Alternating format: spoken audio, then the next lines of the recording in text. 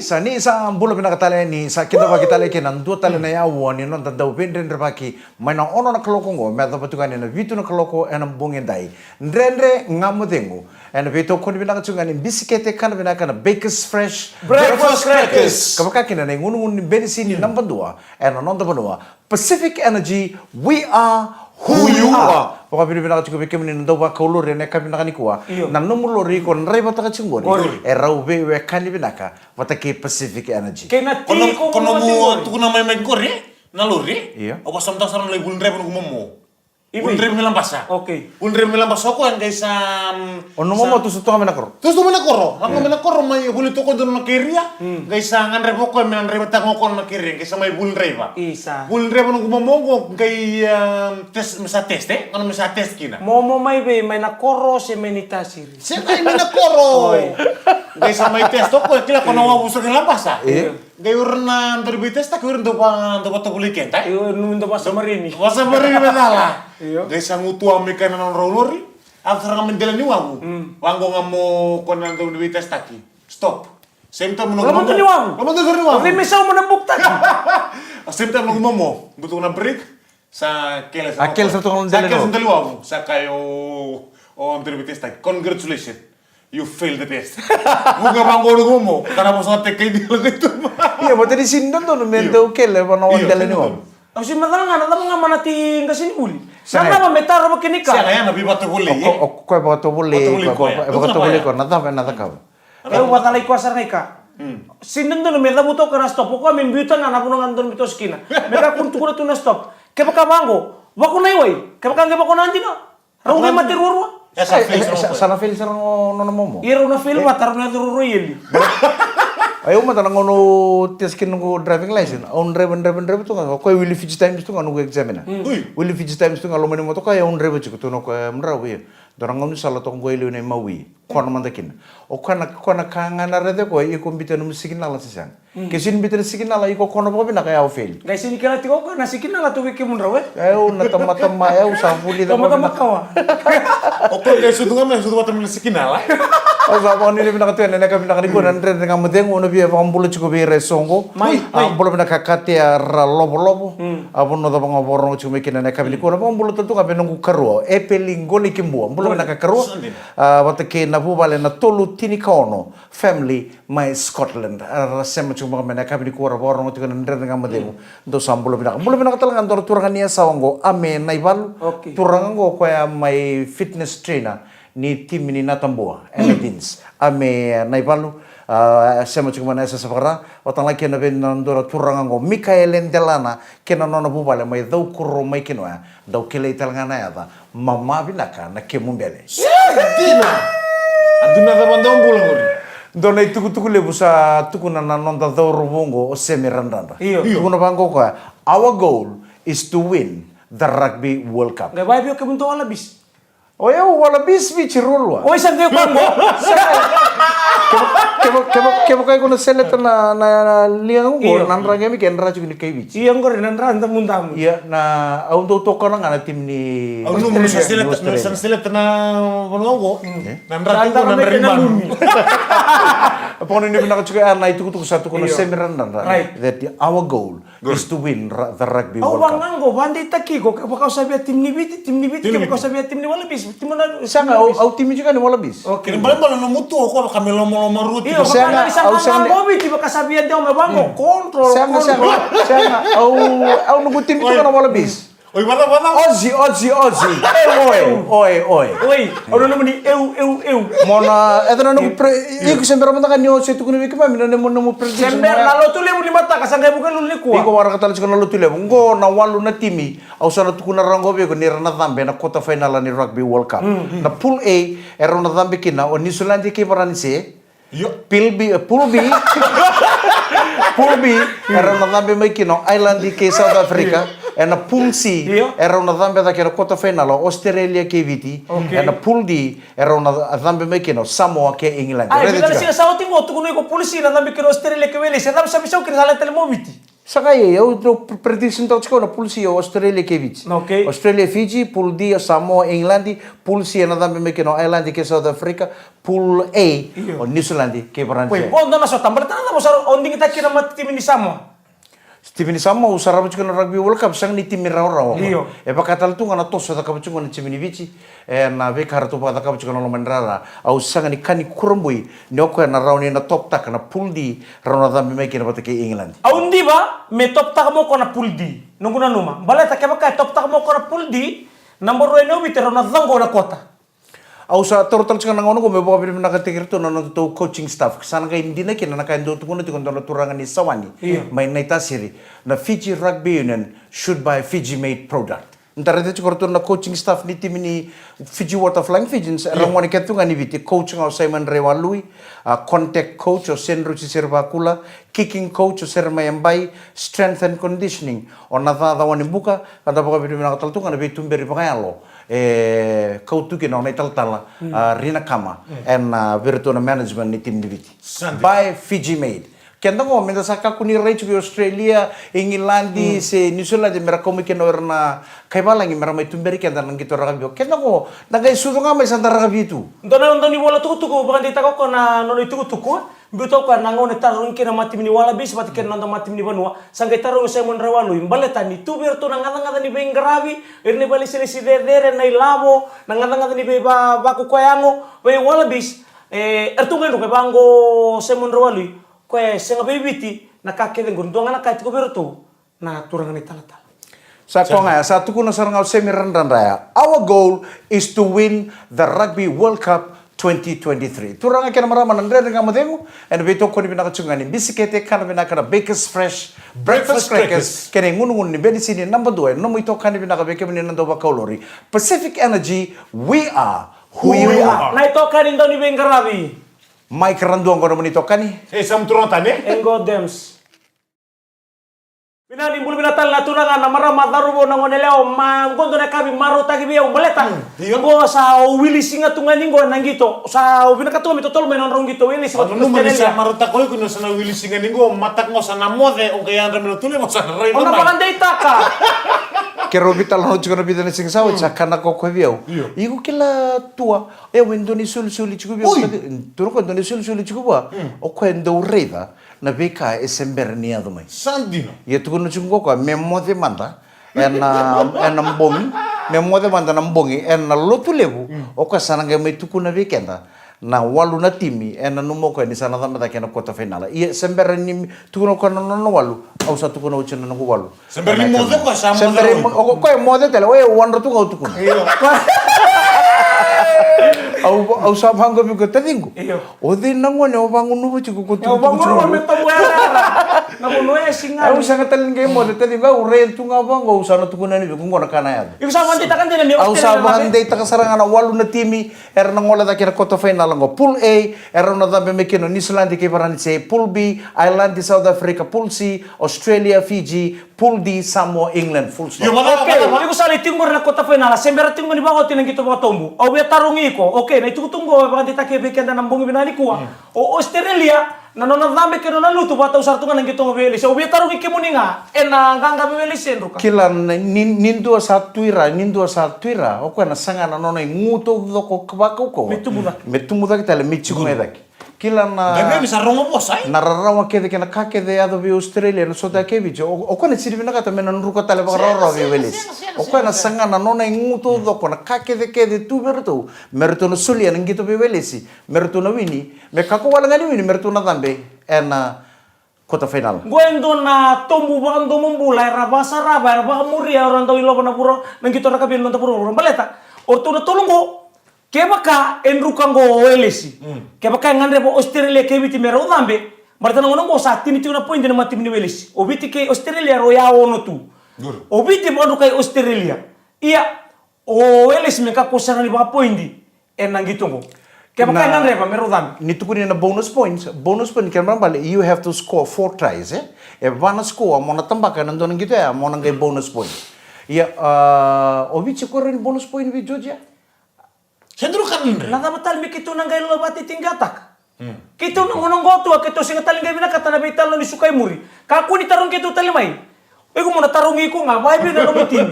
Ngonong ko ke sanda bo bitara biru na tiawan nation England na mata tim ni Australia go na lava na ke na ndre sio le tale tu mata. Nanda. Yo ke bada mon romalumu na kan rata kabar lim sebulan dolar sabet takauti. Iya. Rata suatak tali merunan rontola. Na tambe tak Australia sia. Sang au Na bitabi ko na ron Au engage mana kata niku. Iyo. Au sapa kasamta chuka au sinjino chuka bita dingu. Na $50 me una sulia na madongo. Iya. Na kani mbetsi kero sam wino ko e una sulia wa $50. Au sana no matiko mendaru sa mbetsi tak kona patiko. Sulero me biau sa no bota Au sana ka ka au na chuka ni sulu chuka na $50. Mendaru mbetsi katara 1,000. Mana reza. Me ko maybe. Kung kaya gusto kita kurang kami Karena bilang ando gakin lang dan kamu tuh bisa tak tunda pun musun tuh pun.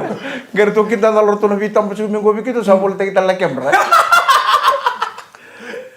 Ya pone ni bilang sekali na kami nangikon andre nga mo dengo na puno ta mga osya macik makina. Au mpadi kay tali tumay ta kana sigile mo na puno pa tanga ando niyo kina na ben. Iyo. Sa ngora taxi driver ndundo nga. Opo sa ngutua sa pas tekeu. Pagkalili uri din sa laikel. Ribes song talamay. Iyo. Au sa pang na kalunga tabiaw. Taxi driver ko lebak sumbrim baka balita kadak. Iyo. Baka sugu bin nakasar nga mo ko men doni usara sa ngay kalaway bang ko ka. Gaya na mo na $50 ni tadi mo demes. Woi, kila na ba? Endo na daw baro mayroon to ni baro ko. Elay tali tigo na nung binakata na $50 may nanon binakata misuli may. Baleta. Niyo ko ya, nimber na gito. Santo na kana kukunin sun. Au sapa ngango, awan di masarangan ko milusi koso Australia. Mengge makala mana? Awak udah kong bawa sih. Cek tak apa tolo tua. Sa bata una mo chuo ko na los Me tiki baka oti me ka kunisot. Ada nakad nga ni empas tungo bata nakad ni dula ni COVID-19 ratungo elala chuo lay. Au nang gisulia. Okay. Au saya alta chuo biko. Ke mbera sarana singa borombuka. Donu. Ke pakai totolo sarana ni mataka. Right. Do singa nang ngaunangan singa ngan lo mani madongo ni sumber ni nang kay mo libi na madong mingo. Kasar nang guru salo malang katati ko, ni ko nang gay libi. Ah, sa sini kila. Balate una ngol sar chuo Libi bono bisa sini soli. ngol sar chuo bono lebu. Santo kana ba santo sarangan ando kana ba kasam. Wala mbate una beli mbasi ke sarena kor. Perni bas. Wala mi sakota ngol suli. Okay, ko na kontong biling-bili. Au sarang sakota ngala lim sa bulan tol. Kau tu masa membinaka. Musanggali suli nga pina. Mem tu so ni sukongo ko nang bechi ko ata ka bo kero wat kita tingo demes. Yo ko na Au sakota nga mingo bi ko misa misa uni suka. Mesin niya ri bale. Ko kan ini bina ka na kami na ko ndre nga mo den muturang kira marama nga isotal tsika ni tal no lasa. Meta na benda na bagi kira meta na bitu na kaloko na ndre nga mo dengo. Ena bitu ko ni bina ka bisikete kana bina ka Baker's Fresh breakfast crackers kena Pacific Energy. we are who you are. Ina nena nga madengo na Beat FM 92.2 FM. Iyo. Kami lagi kasi topik kita na kami na ni kuat. Peto ko ni bina ka bisikete kana bina ka Baker's Fresh breakfast crackers kena ngun ngun bedi sini number 2. Ena non benua Pacific Energy we are who you are. Kay kangga. Rongo da bina kan reba ke pakai kusan reba chiko iko na toru chiko na uli ni namulori iko na bakila ni lele chiko na dhangi ena tai ni namulori bakona na lorong gore mele pamu na tai ni namulori be Pacific Energy ke pakai kon reba chiko pakai kon sala na bongi iko reda chiko na windscreen lumulori ni be buang o pakalele nrenre chiko na murete na kon sala kona be Pacific Energy me sapa na kana windscreen iko reda na iba takile kila ni wai ni lori sala lai satu kona chiko mena lai bangun nu na namulori be Pacific Energy pakata laki na engine oil na brake fluid sen na mga iko bena katana be kani ni bengkara be na namulori na namusar chikungo Pacific Energy we are who you are nada bobe tukuno Saya nggak nakau betul tunggu weekend na bati tinggata weekend ni na bati tinggata tiko ke baka vana si koa boni si kena bale nindona timenganga ena socota ni buru-burungo esulibe ko vana poindi ke baka mani boni si ena tangkatali la ndo tala poindi kena bale sana 5 iya ke baka raunroa ena sulibe ko roya rona poindi iya ke baka rau bakang go bitki Australia rau be sibio rau ena bitu na poindi ena ndo na poindi na ngole be Australia ko enruka sana kena boba ngole be biti iya ke baka enganga o nasutango ke baka Australia bat ke welesi ke enganga Australia mbonisi ke enganga talen ke Lucio welesi mbonisi talen ngai batalen ngano skoa kena bale 5 na poindi ngole be Australia Eru na point na ngoli bewelis. Me baka bebiti bate ke ya. Kemo mas na luto bitia. Senga. Tapi ke baka nganga be joje ke putu kali membonis tel ngobit. Obici ke pakana winning gobi Georgia bonus point win talabi putu kali bonus points ko sana bebe luta kana pulsi. Sana iya nage patau takin on roso tarongo. Ya ko nga usatu kuna chiko Australia ko na win be welis. Sang talinge ba tartutungo. Australia na win be welis ya na win saranga na bonus point. Ke Australia ngandre ba melambe me ka kota lindo na point di ba point di kino. Me ko sa na point di merawata o Elis. Bale to ko yango ke baka nrugai ke sen ba puito kana ngono ngata bitu na tim. Sabo ngai ronan gitu. Ke ngai ngangau ko be Georgia membonisi ke na bale sa tin kalima. Ke baka rombonisi rorongo biti bat Australia rosanan tambitu na tin kau. Sandina. 5 tini. Ko rongo rongo bitu na ono plus tini tin kau no. Kena balen bal Italia me rapato mande ka metir kalimo tuo. Welis ke baka rongan remero dam. Iya ke baka merto sana mai tai tu mendo manda kana point di ngole welis merto dam itu ka. Ko ya sang gendo tan lebital no. Sana gai mboi di biti bek welis. Mero sana dam. sangai na pulsi era una dhambe dake maikina o Australia bate ke biti. Era una laka dake na kota final. O welis na lut. Au satu kuna tsungabi ko o Australia na mandua ke na kake de virtu nandu menru ka bebici. Ortu ni sirvina kata me ado talbe na mertu nandu ka talbe welis. Ortu na sanga na nandu te ngutau doko na kake de ke de tu virtu mertu sulia. Enang gitu ko bate ke welis me kako wala ni rtu nganga mertu nganga sara era bonus point. Ngai nama kanon rong gitu ko na bitu na kaloko nama taka ni moniti madong anda bana nama teni go moniti ngango. Kiri karua non ruso tatan ngango nama tim ni South Africa wati ke nama tim ni Ireland. Wo tin kalima na mini tim beba. Nama taka siga tam. Obi bate ke Obi na gitu patum go biti. Fiji versus Georgia. Na mata ini singa ni bulo Oktoba. Ni voi tini kalima na miniti me vana kaloko na matakalai ni singa tamu. Welis ke Australia, ngona gitu nama kia de meta na moniti. Welis Australia, Argentina, Samoa, o South Africa, wat ki Ireland. Ngona gitu nama kia na badur tu na madongo meta na moniti. Pina katurang kira maram kay nama kachuko nan do talan nonda segment go dendra nga mate ngona kay ndo chuka na nonda tal no lasa. And ndre nga mate ngona beto ko pina kan biscuit kana pina kan Baker's Fresh Breakfast Crackers, Cape Pacific Energy, we are who you are. Kaya nama ka nonda tal no lasa. Ni sambulo pina katali ndre nga mate ngo and beto ko pina kachunga ni biscuit kana pina kan Baker's Fresh Breakfast Crackers, Pacific Energy, we are who you are. Hey, ang iba sa mata ko nang gitu da tunggo basa mata ka man don ital nongo. Ngona ngona sa yuko kilay Eddie Menroso. Eddie Murphy nanda. O tiang dun mga tunda na ngona nakatunda na tiriring ko may wainunu. May batini buruay. Nakorong ko batini buruay. Ito kan dito may Amerika laylay. Iya, baka watin ni kinanangan ni Eddie. O Eddie may...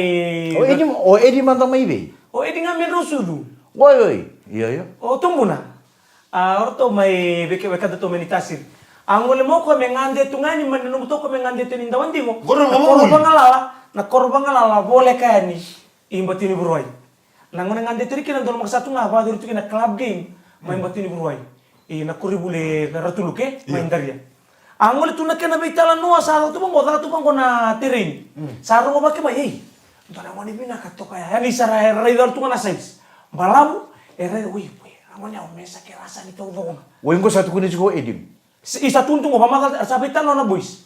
Muni bina ka ito uli mata na size tu ya sing taliang na try. Ko nilan di mana kasi ningan nilitar melan di lain udah itu tadi tu ngataran ko. Aku ngerjakan the bill stock. Salah ko may saka di besar me oy. Lako may bangko ka. Tahu. Ana. Ngo ta tu na bitalong ko marumbu ka. Ngo nangone ni tasir ko tal noteng chingo. Nanda kuni? Iya, nanda kuni manitasir. Nangone ngo edi o ko ruangan no no redi ko kina. Na puno ngani ngo o te kena singin ring. Na puno ngani do tu kina ngone ko kitu tal noteng chingo edi. Yang ko sartung ko roi ko chingo mai wenunu na sasia pongo me topoli mata mingi torak. Naka tu na barumbu ka kilan do kilabina ka nda usingan indo ka cool. Gol. Na beiti mi menta ngole na kalab game singa barumbu. Captain Serang. Salah ko ni bangko, sa ta tu na kena bitama. Mai, fama. Atuno kaya tama. Tuno kaya bitu nga siya ono. O ko sala nga one kongoro ichi ko satu kuno kono Iyo, sinam. tuno kaya uba 5 ono bitu ya nunggu jesi. Dabar tu ya, guys celewangan tu sili udah. Na sa istube ko sa kataling gaya nga menangay trail tagi do pa duro manangon ko. Kananga tu iki. Alaw sa ramen nila ko lakor to sangor sa tak sa ramen sa may takan ng gitin tariya. Iyo. Era ulo ka tu kina do nangon ni rewa. Sangitong ko edi pala chimido. Na tim ni rima say. Timba timruay. Sangol mo ko sa may Oh, ban rombulo pinaka nangon ko sa tal no tiki. Vao Edi, 5 to nangon ni rewa. O bonita si ro Edi, na baba 5. Sangkay na kana code. Ni dabuti endo na code membaleta na sana o rewa e nanum. Sandina. Vi kono ngoni raw. Iyo, ni dabuti se koro se endo na code membaleti ni tasiri e num. Sandun. Siya nga talingan nga taro sa laba. On el lumenara. On lako na kanang gito lako mando na ngoni on do na line out. Do na line out wa paro sa huka. Paro muntu. Wani na sa kilato di nongu. Araw lang ron na pila. Labi bang kumatay nga ni polo. Lutu lako nang gito. Lako tak. Balindo ta line out, bali kalitale o nakur sila tinuka. Motombitu. Sa on teno ka kilaw di nongu tay. Birta ni bang lutu tay. Lako mayo huka, kod bero na pila. Tama nila yang kalifu. Nangonin ko yung bombotiko. Birta ki chika na polo yung bombo chiko. Iyo, nangonin luto ni bombotiko. Uy. Ni birta ki ni bombo. Luto. Lista namin, ito balik ka tayo mantua. Lako, sumbanin do tan lain out. Sako dia nuka. Ito balik ya. Right paraw. Motombitu wani ma black red. Sakila sarang ako yan, badin ni Tasi. Nung nabirtak nga bang ko, biringani, badin sintar, luto ta na pulong ko. Ala ko sarang mo huka. Rafakabi ko ang tanaka. Rafakabi ko, napulong ko yung natali. O tinga kadipta lo referee, may line out dari side labi tali huka. Gay labi ame bango, sakila sarang mo huka, kelewa. Don sa tunga dakin, raw labi ti ko sarang dakin. Tung! Nung natumbungan, luto nga na polo sa, biringan na polo luto. Nona lutungan ko rong game bitu ko rona bilang. Nona lumay ko na yaman na ulo na. Nona tao nga sini bertalo ref. Line out na mudo tali riba siya. Sini berang mo kami so matambudo ref. Bisa tal ko dumi mudo. Ah, pakilaw pa ya sengai. Ewa ko ni bangande. Lutungan ko. Saya kayak mampu. Yang lutu ko ni Edi Mekori. O basam taki Edi sarang True story sarang A talo. true story, kilabi na katunggo ro kaya. Uy, wala true story. Na italongo ya kira mo pamiki, natabale na watingane na. Kira mo pamiki may nanduro menusur, na italongo may italongo takitan. Oy, na code ke ni dabu chiking dora kambale chinita sera na pola meni e. Iya, na pula meni edi, nindo na code membaleti rewa. Na code ya membaleti nangole be number 5. Beko nanguni rewa. Salah ko ti kumatay karo katul salah kaya kama sa kaya mo sinananggaw kabila be sinra di bangko. Kaya ito na lusya mo ko me ko itum. Biringan di bangko nang gay di dalang nga ndo ko ko rona pela bisa lumena polo sa mbuti ko tanga me daga memoria mai. Na tong na tama na kadibuta lo referee. Mai launa tal ni riba sa chembero kabisa mo tambo rewa.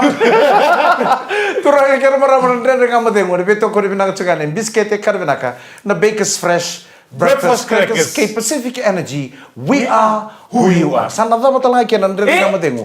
Ena ekabi bina ni kuang ngai nama katale nandre ngamade mo. Ena ekabi ni mataka ni bagade ko binaka ni samode. Na ito kani. Mike Randua. Semua turun tani, namanya kau kelmai. Godems. Ndrau ko ni mode jibo ke ndrau ke makan ndrau sa. Au sa kabuta ni mun rukila, merakila ni manwa. This is my cow. Iyo, di mana?